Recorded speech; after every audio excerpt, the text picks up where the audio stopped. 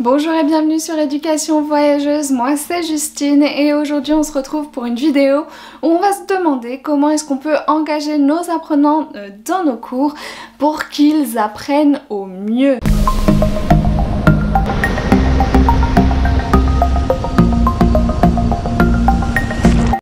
Alors, juste avant de commencer, si tu n'es pas encore abonné à ma chaîne, je t'invite à le faire. Tu peux aussi activer la cloche pour recevoir les notifications des vidéos que je publie et n'en manquer aucune.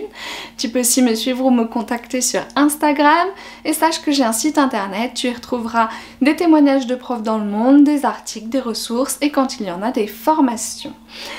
Alors, on va commencer par un constat qui nous vient d'Edgar Dell qui dit qu'en gros, on retient 10% de ce qu'on lit, 20% de ce qu'on entend et grosso modo 50% de ce qu'on entend et de ce qu'on voit. Donc là, ça veut concrètement dire que d'après cette théorie, il y a 50% du reste qu'on oublie. Comment est-ce qu'on peut éviter ça? Eh bien, les théories de l'apprentissage nous disent qu'il faut impliquer l'apprenant. Et le code de l'apprentissage va dans ce sens-là puisqu'il dit qu'on va retenir 90% de ce que nous disons et nous faisons.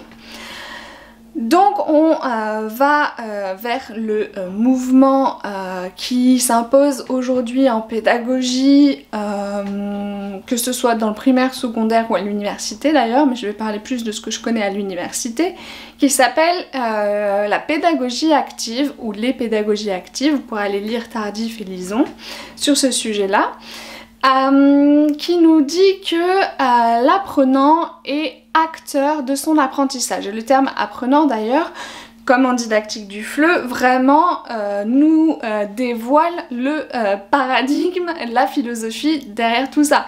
C'est-à-dire que l'élève n'est plus élève, l'étudiant n'est plus étudiant, ils sont apprenants, donc ils sont acteurs de leur apprentissage. C'est eux qui apprennent. Ce n'est plus du tout la philosophie de on remplit le vase vide, ça c'est fini. On est vraiment dans l'idée où il faut mettre en œuvre dans nos cours la possibilité pour l'apprenant de se construire lui-même son apprentissage, ses savoirs, donc ses compétences, ses attitudes, pour qu'il le fasse lui-même, puisque c'est à partir de ses connaissances du monde, de ses connaissances antérieures, qu'il va mettre en place des stratégies et générer du savoir, des compétences, des attitudes nouvelles par rapport à ça. En fait, ça va venir vraiment, ce qu'on va lui proposer, le modifier de l'intérieur. Mais pour faire ça, il faut que l'apprenant, en fait, il soit vraiment engagé dans les activités pédagogiques qu'on lui propose. Et ça, c'est pas évident de savoir ce que ça veut dire.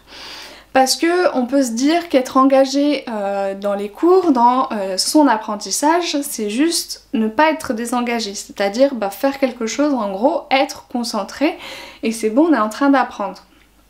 Et pas tout à fait. Moi je voulais faire cette vidéo et vous proposer le modèle que je vais vous proposer parce que on a eu un débat entre ingénieurs pédagogiques de savoir ce qui était réellement pédagogie active, qu'est-ce qui était actif, qu'est-ce que ça voulait dire être acteur de son apprentissage. Et le cas qui posait problème était de savoir si on demande à l'apprenant de copier quelque chose, par exemple le support de cours du prof, ou si on lui demande de copier des gestes qu'est en train de faire un prof pendant un travail pratique, est-ce que là on a une pédagogie active, est-ce qu'il est acteur de son apprentissage?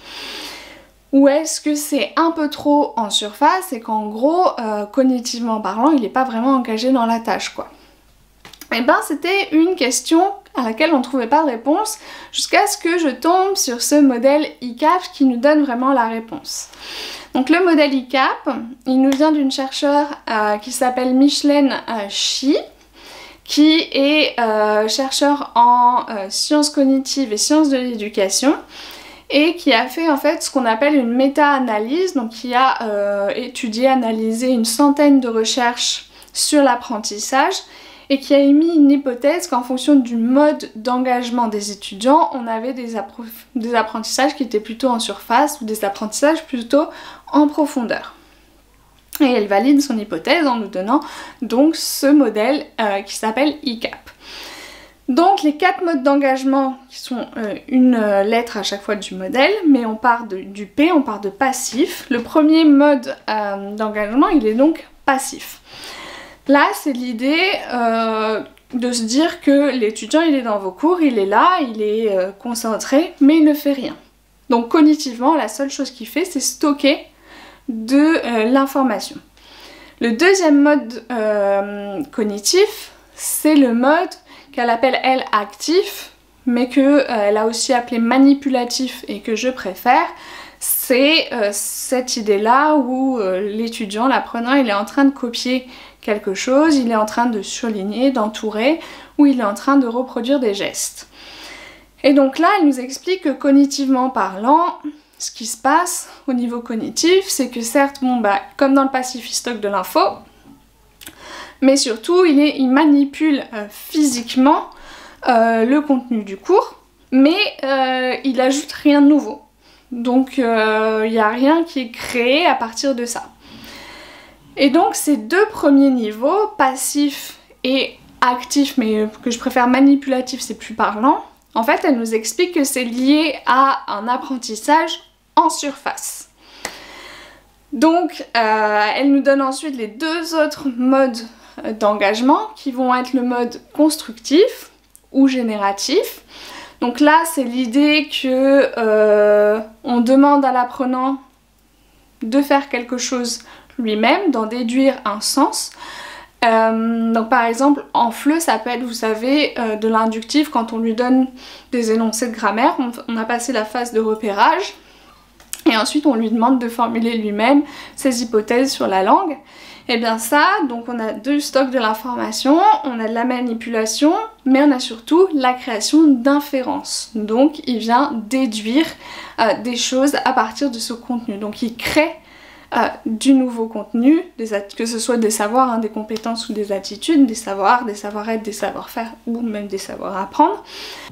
Et donc ça c'est un des niveaux qui permet, un des modes cognitifs qui permet un apprentissage en profondeur. Et le dernier, celui qui permet d'apprendre le plus et le plus en profondeur, c'est ce qu'elle appelle le mode interactif, donc le I, ou co-constructif.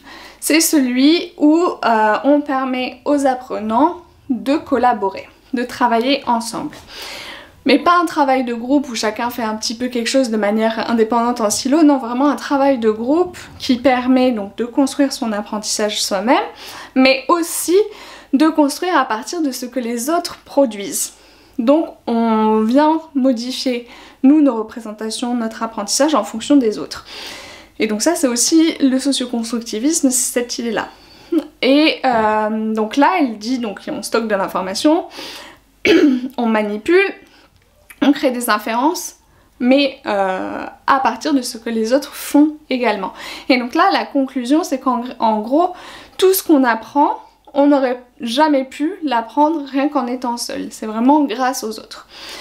Donc pour conclure, elle nous dit que parmi ces 4 modes d'engagement,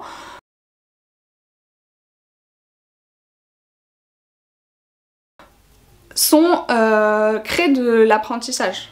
Franchement, voilà, même le mode passif où on se dit en fait on fait rien, non, on est quand même en train d'écouter. Le mode manipulatif, on est en train de manipuler quelque chose et il se passe pas rien, mais c'est de l'apprentissage plutôt superficiel. Et les 2 derniers modes, là par contre on a vraiment de l'apprentissage en profondeur. Donc concrètement, le modèle ICAP, qu'est-ce qu'il nous apprend? C'est que nous, en tant qu'enseignants, on a les outils maintenant pour essayer de proposer aux apprenants des activités qui leur permettent d'apprendre en profondeur réellement le plus possible. Et donc ça va être des activités qui leur permettent de déduire, donc de créer des inférences, donc de se construire son apprentissage et de le faire aussi à partir de ce que font les autres. Donc tout ce qui va être travaux collaboratifs, coopératifs, collectifs. Voilà, donc je vous laisse me dire ce que vous en pensez. Si vous avez déjà testé tout ça, si vous avez pu analyser sur tout ce que vous avez mis en place des résultats un peu empiriques similaires, je vous laisse me dire, je vous dis merci et à bientôt.